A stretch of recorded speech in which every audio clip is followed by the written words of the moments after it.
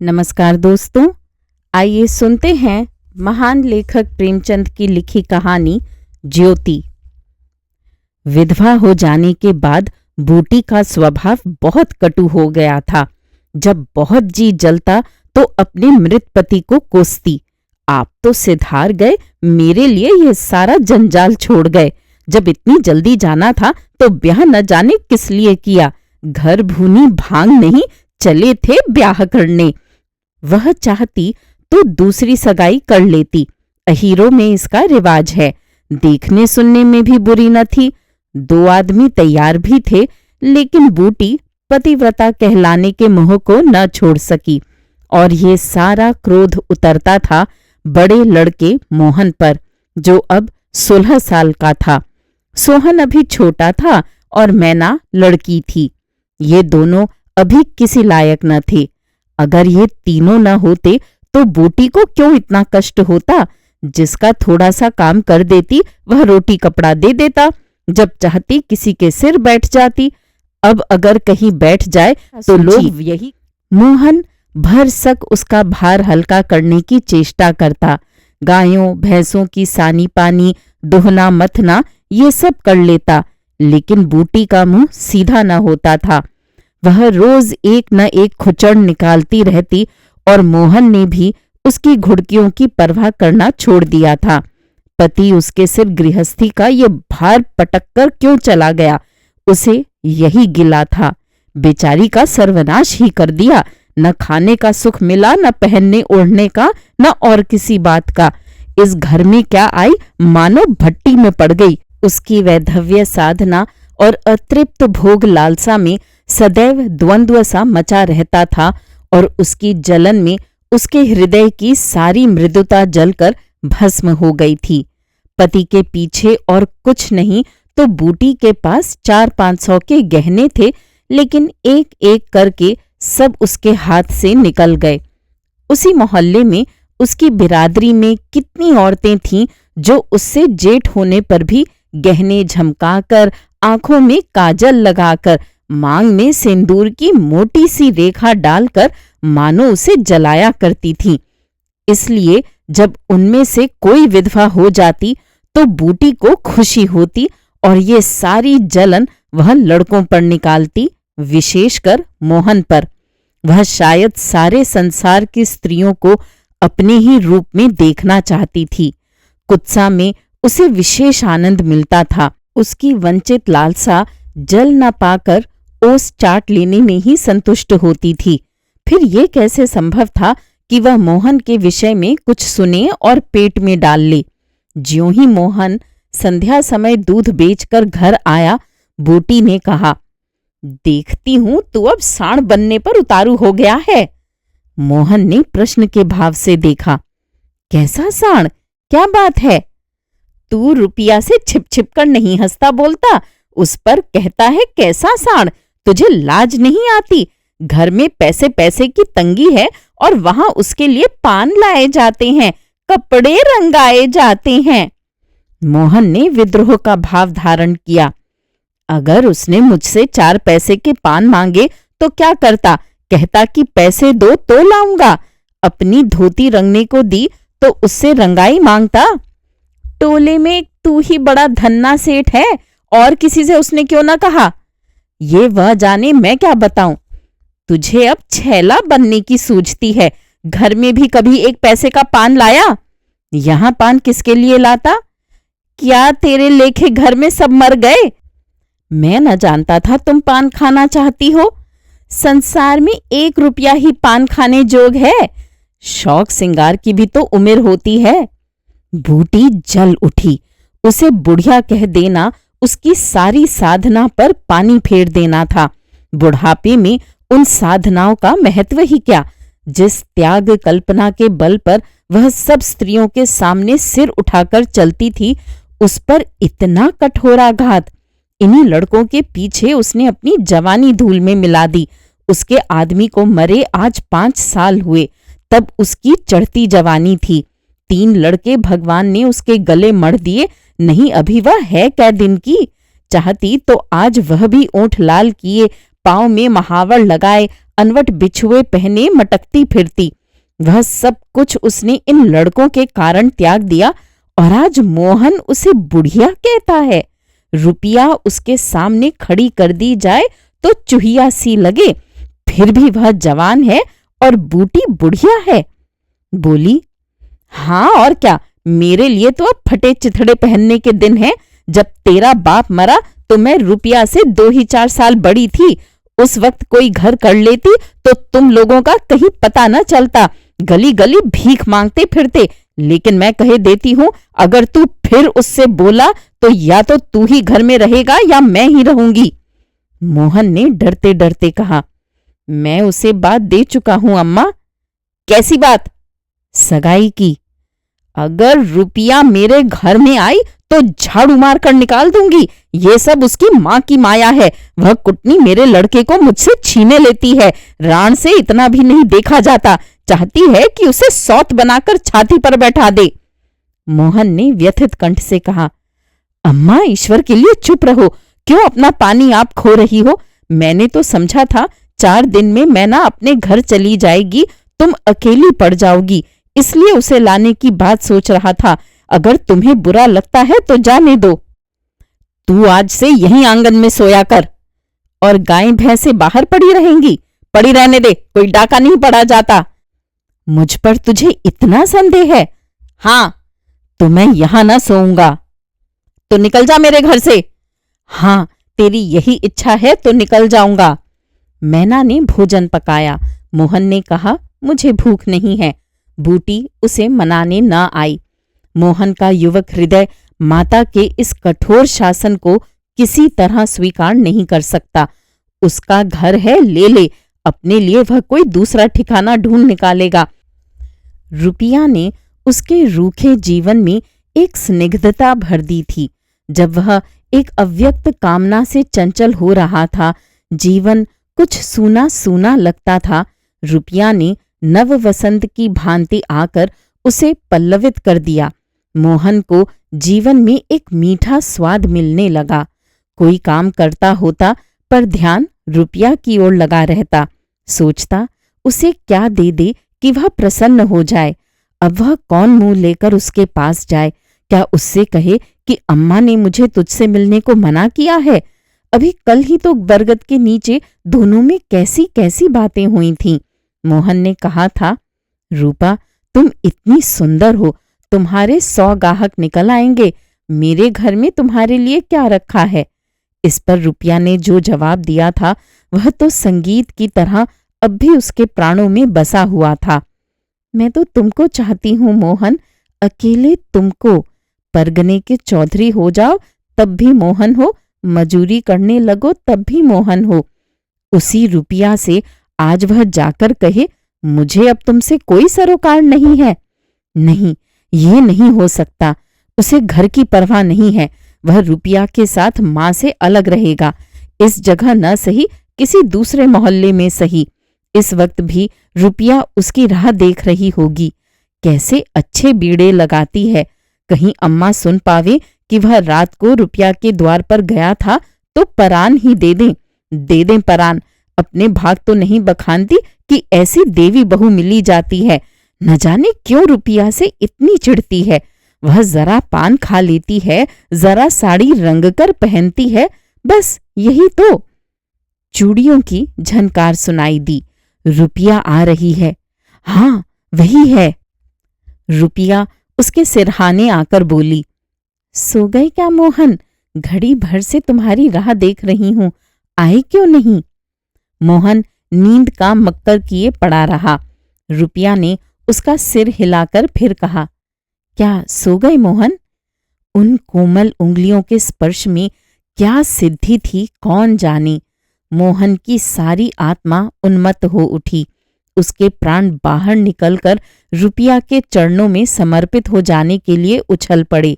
देवी वरदान के लिए सामने खड़ी है। सारा विश्व जैसे नाच रहा है। उसे मालूम हुआ जैसे उसका शरीर लुप्त हो गया है। केवल वह एक मधुर स्वर की भांति विश्व की गोद से चिमटा हुआ उसके साथ नृत्य कर रहा है। रुपया ने फिर कहा, अभी से सो गए क्या जी? मोहन बोला, हाँ जरा नींद आ गई थी रूपा। तुम इस वक्त क्या करने आई? कहीं अम्मा देख लें तो तुझे मार ही डालें। तुम आज आई क्यों नहीं? आज अम्मा से लड़ाई हो गई। क्या कहती थीं? कहती थीं रुपया से बोलेगा तो परान दे दूंगी। तुमने पूछा नहीं रुपया से क्यों चिढ़ती हो? अब उनकी बात क्या कहूं रूपा, वह किसी का खाना पहनना नहीं देख सकती। अब मुझे तुमसे दूर रहना पड़ेगा। मेरा जी तो न मानेगा। ऐसी बात करोगी तो मैं तुम्हें लेकर भाग जाऊंगा। तुम मेरे पास एक बार रोज आ जाया करो, बस, और मैं कुछ नहीं चाहती। और अम्मा जो बिगड़ेंगी? तो मैं समझ गई, तुम मुझे प्यार नहीं करते। मेरा बस होता तो तुमको अपने परान में रख लेता। इसी समय घर के किवाड़ खटके, रुपया भाग गई। मोहन दूसरे दिन सोकर उठा तो उसके हृदय में आनंद का सागर सा भरा हुआ था। वह सोहन को बराबर डांटता रहता था। सोहन आलसी था, घर के काम धंधे में जी न लगाता था। आज भी वह आंगन में बैठा अपनी धोती में साबुन छिपाकर भाग जाने का अवसर खोजने लगा। मोहन ने मुस्कुराकर कहा, क्या धोती बहुत मैली हो गई है सोहन, धोबी को क्यों नहीं देते? सोहन को इन शब्दों में स्नेह की गंध आई। धोबिन पैसे मांगती है, तो पैसे अम्मा से क्यों नहीं मांग लेते? अम्मा कौन पैसे दिए देती है, तो मुझसे ले लो। ये कह उसने एक इकन्नी उसकी ओर फेंक दी। सोहन प्रसन्न हो गया। भाई और माता दोनों ही उसे धिक्कारते थे। बहुत दिनों के बाद आज उसे स्नेह की मधुरता का स्वाद मिला। इकन्नी उठा ली और धोती को वहीं छोड़कर गाय को खोलकर ले चला। मोहन ने कहा, तुम रहने दो, मैं इसे लिए जाता हूं। सोहन ने पगहिया भाई को देकर फिर पूछा, तुम्हारे लिए चिलम रख लाऊं? जीवन में आज पहली बार सोहन ने भाई के प्रति ऐसा सद्भाव प्रकट किया। इसमें क्या रहस्य है, ये मोहन की समझ में न आया। बोला, आग हो तो रख लाओ। मैना सिर के बाल खोले आंगन में घरौंदा बना रही थी। मोहन को देखते ही उसने घरौंदा बिगाड़ दिया और अंचल से बाल छिपाकर रसोई घर में बर्तन उठाने चली।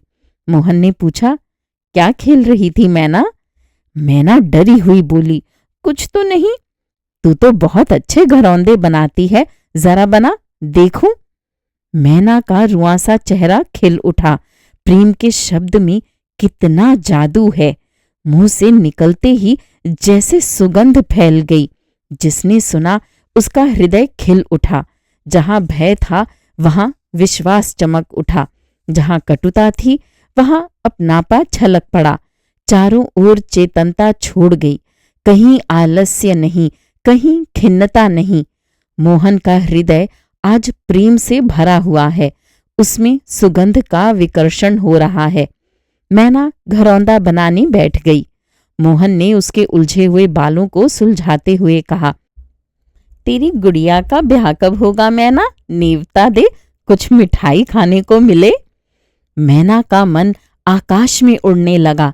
अब भैया पानी मांगे तो वह लोटे को राख से खूब चमाचम करके पानी ले जाएगी। अम्मा पैसे नहीं देती।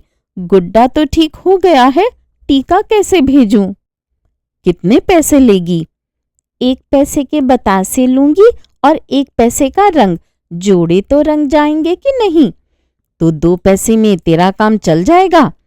तो 2 पैसे दे दो भैया, तो मेरी गुड़िया का ब्याह धूमधाम से हो जाए। मोहन ने पैसे हाथ में लेकर मैना को दिखाए। मैना लपकी। मोहन ने हाथ ऊपर उठाया। मैना ने हाथ पकड़कर नीचे खींचना शुरू किया। मोहन ने उसे गोद में उठा लिया। मैना ने पैसे ले लिए और नीचे उतरकर नाचने लगी।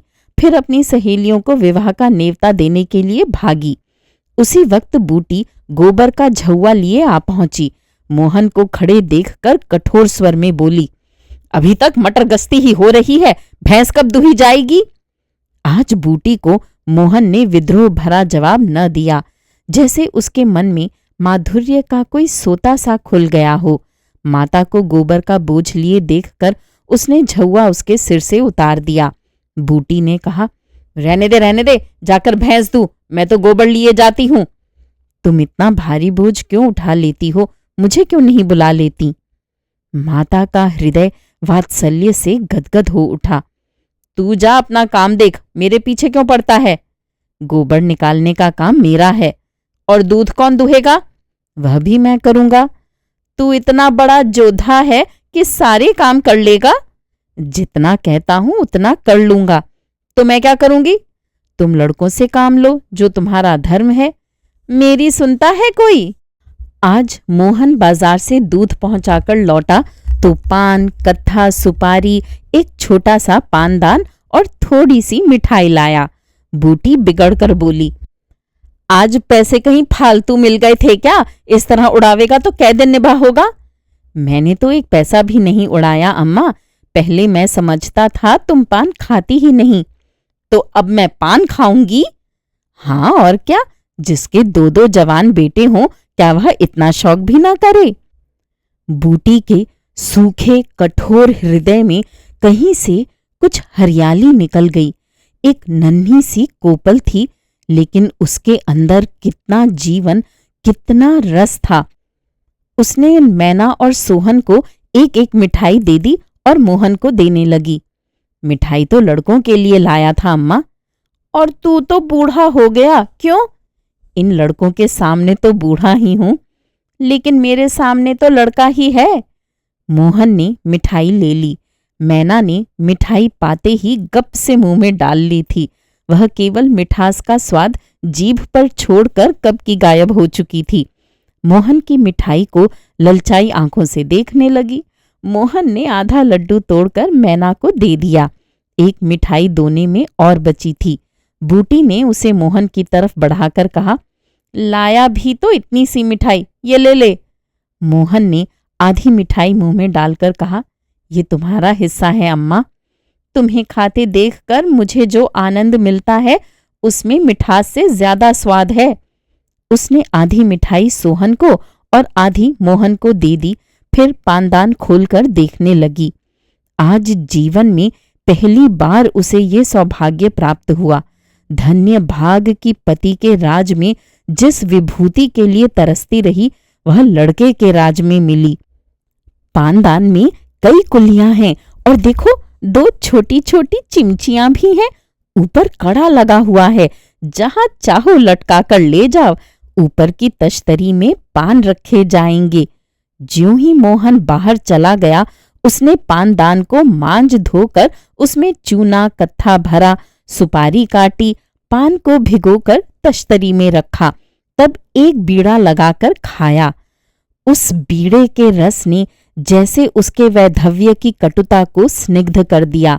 मन की प्रसन्नता व्यवहार में उदारता बन जाती है। अब वह घर में नहीं बैठ सकती। उसका मन इतना गहरा नहीं है कि इतनी बड़ी विभूति उसमें जाकर गुम हो जाए। एक पुराना आईना पड़ा हुआ है। उसने उसमें अपना मुंह देखा। ओठों पर लाली तो नहीं है, मुंह लाल करने के लिए उसने थोड़े ही पान खाया है। धनिया ने आकर कहा, काकी तनिक रस्सी दे दो, मेरी रस्सी टूट गई है। कल बूटी ने साफ कह दिया होता, मेरी रस्सी घाव भर के लिए नहीं है, रस्सी टूट गई है तो बनवा लो। आज उसने धनिया को रस्सी निकालकर प्रसन्न मुख से दे दी और सद्भाव से पूछा, लड़के के दस्त बंद हुए कि नहीं धनिया? धनिया ने उदास मन से कहा, नहीं काकी, आज तो दिन भर दस्त आए, जाने दांत आ रहे हैं। पानी भर ले तो चल जरा देखूं, दांत ही हैं कि और कुछ फसाद है, किसी की नजर वजर तो नहीं लगी। अब क्या जाने काकी, कौन जाने किसी की आंख फूटी हो। चंचल लड़कों को नजर का बड़ा डर रहता है। जाते चुमकार कर बुलाया, झट उसकी गोदी में चला जाता है। ऐसा हंसता है कि तुमसे क्या कहूं। कभी कभी माँ की नजर भी लग जाया करती है।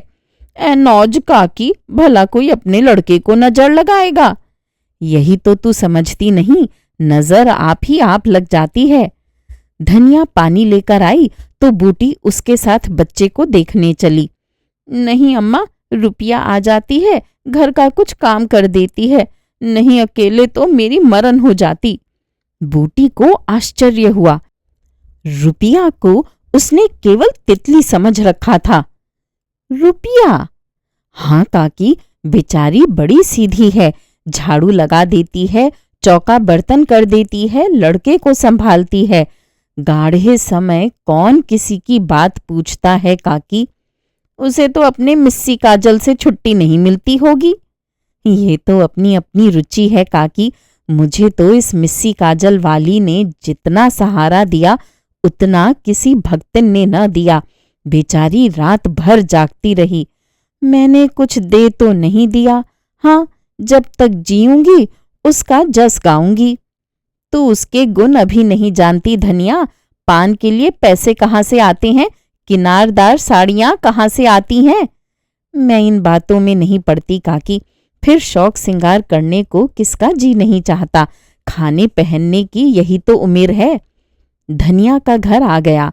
आंगन में रुपया बच्चे को गोद में लिए थपक रही थी। बच्चा सो गया था। धनिया ने बच्चे को खटोले पर सुला दिया। बूटी ने बच्चे के सिर पर हाथ रखा, पेट में धीरे धीरे उंगली गड़ाकर देखा। नाभि पर हींग का लेप करने को कहा। रुपया बेनिया लाकर उसे झलने लगी। बूटी ने कहा, ला बेनिया मुझे दे दो। मैं डुला दूंगी तो क्या छोटी हो जाऊंगी? तू दिन भर यहाँ काम धंधा करती रही है, थक गई होगी। तुम इतनी भली मानस हो, और यहाँ लोग कहते थे कि वह बिना गाली के बात नहीं करती। मारे डर के तुम्हारे पास ना आई। बूटी मुस्कुराई। लोग झूठ तो नहीं कहते। मैं आंखों की देखी मानूं कि कानों की सुनी। आज भी रुपया आंखों में काजल लगाए, पान खाए, रंगीन साड़ी पहने हुए थी। किंतु आज बूटी को मालूम हुआ इस फूल में केवल रंग नहीं है, सुगंध भी है। उसके मन में रुपया से जो घृणा हो गई थी वह किसी दैवी मंत्र में धुल सी गई।